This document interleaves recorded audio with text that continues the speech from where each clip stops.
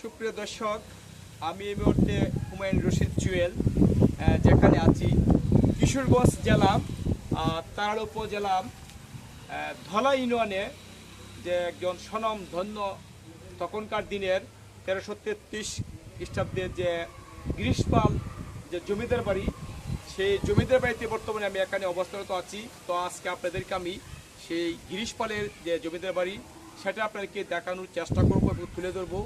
আপনারা দেখতে পাচ্ছেন যে এখানে গিরিশপালের যে এই ভবনের জমিদার বাড়ির প্রধান যে ফটক সেটা দেখতে পাচ্ছেন, উপরে দুটি সিংহ দেওয়া আছে।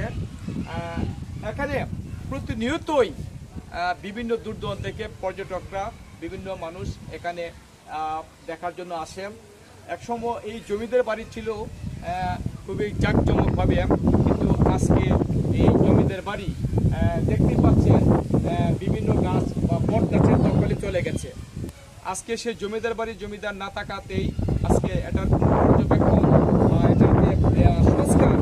সংস্কারের অভাবেই আজকে বিভিন্ন সারা বাংলাদেশে এরকমভাবে যে জমিদাররা ছিল, জমিদার না থাকাতে জমিদারি রাজত্ব এগুলো বিলুপ্তির পথের সাথে সাথে জমিদারের যে বিভিন্ন যে জমিদারের কারুকার্য, যে বিভিন্ন যে রাজপ্রাসাদ, সেইগুলো আজকে দলিসাদ বা ধ্বংসের মুখে, এগুলা সংস্কারের অভাবই।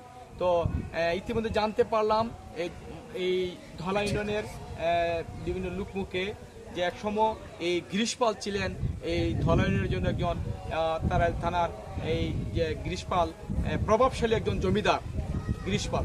তো উনি আজকে এই জমিদারি প্রথা বিলুপ্তির হওয়ার সাথে সাথে আজকে দেখতে পাচ্ছেন যে জমিদারের যে রাজপ্রাসাদ, যে জাঁকজমক ছিল, সেগুলো আজকে বিলুপ্তির পথে। যাই হোক দর্শক, আপনাদেরকে এই আজকের এই জমিদারের যে গিরিশপালের জমিদার যে রাজপ্রাসাদ সেটা দেখানো আজকে আপনাদেরকে চেষ্টা করব।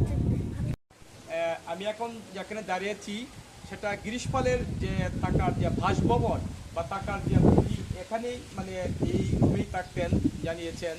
আপনারা দেখতে পাচ্ছেন যে অনেক সুন্দর ছিল একসময় এটা, এই রাজবাড়ির যে কারুকার্য ছিল অত্যন্ত রাজকীয়ভাবেই ছিল। কিন্তু আজকালের পরিবর্তনে প্রায় 1363 খ্রিস্টাব্দে এটার এই ভবনের তৈরি করা হয়েছিল। তো প্রায় 600 বছর হয়ে গেছে এই ভবনের কারুকার্য। তো আজকে আপনাদেরকে সেই ভবনের কারুকার্যগুলো দেখানোর চেষ্টা করবো। আপনারা এখন ভিতরে ঢুকবো, আমরা দেখতে পাবেন যে জমিদার ছিল একসময় এই জমিদারের যে রাজপ্রাসাদগুলো ছিল অত্যন্ত কারুকার্য, কিন্তু আজকে আপনি দেখতে পাচ্ছেন এই জমিদারি প্রথা উচ্ছেদ হওয়ার পরে আজকে এই রাজপ্রাসাদ ধ্বংসের দিকে যাচ্ছে। দেয়ালে ফাটল ধরেছে এবং সিংহভাগ এই রাজপ্রাসাদগুলো বট গাছের দখলে চলে গেছে। যে কোনো মুহূর্তে এগুলা ভূমিকম্পে বা ধ্বংসে হতে পারে। তো আমরা ভেতরে আরেকটি রুমে ঢুকবো, আপনারা দেখানোর চেষ্টা করব। আপনারা দেখতে পাচ্ছেন যে এটা ছিল হয়তো তার প্রধান, যে জমিদারের যে প্রধান এটা রুম। এখানে এই যে আপনারা দেখতে পাচ্ছেন যে অনেক পুরাতন যে কাঠের যে দরজা জানালাগুলো ছিল, এটা দেখতে পাচ্ছেন আপনারা। তো জমিদার গিরিশপাল ছিল অত্যন্ত একজন রাজকীয় ব্যবসা নিয়ে তার যে অত্যন্ত শৌখিন মানুষ ছিল। কিন্তু আজকে উনি না থাকাতে বা তার বংশধর কেউ ইতিমধ্যে এখানে নেই, তার বংশ দিতে জানলাম। তো আমরা আরেকটি রুমে চলবো, দেখি।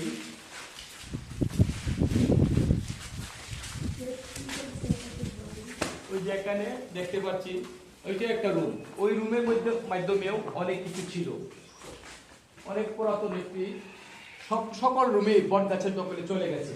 আর একটি জিনিস দেখবো, এটা ছিল হয়তো এই যে একটি দোতলা ছিল, উপরে ওঠার একটা সিঁড়ি। এখন এই দোতলা এগুলা সবকিছু বিচ্ছিন্ন হয়ে যাচ্ছে, পর্যায়ক্রমে এগুলা ধ্বংসের দিকে চলেছে, সকল কিছু বিচ্ছিন্ন হয়ে যাচ্ছে। তো প্রিয় দর্শক, তো আপনাদের আমরা আবার সামনের দিকে চলে যাব, সেটাকে দেখানোর চেষ্টা করব। তো আমরা পাশে থাকুন।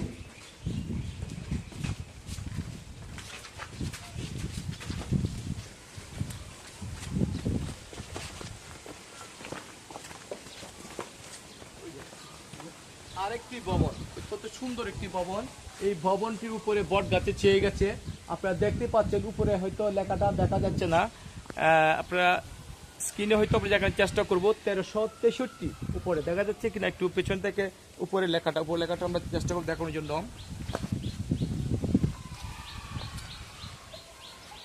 দেখা যাচ্ছে আরো করছে